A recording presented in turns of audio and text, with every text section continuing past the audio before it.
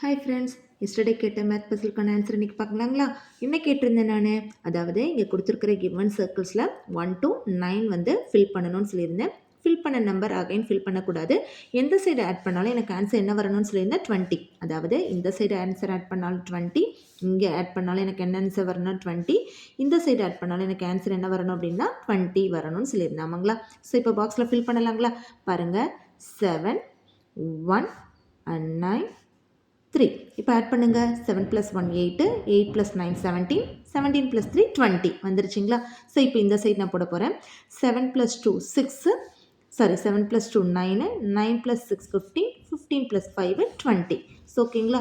So இப்போ இந்த side add பண்ணாலும் எனக்கு ஆன்சர் என்ன வருது? 20 வருது. இப்போ இந்த சைடு ரிமைனிங் என்னென்ன நம்பர் மட்டும் மீதி இருக்குது? எனக்கு 8ம் 4ம் மட்டும் மீதி இருக்கு. ஆமாங்களா? இப்போ இதை போட்டு பாருங்கள். 8 4.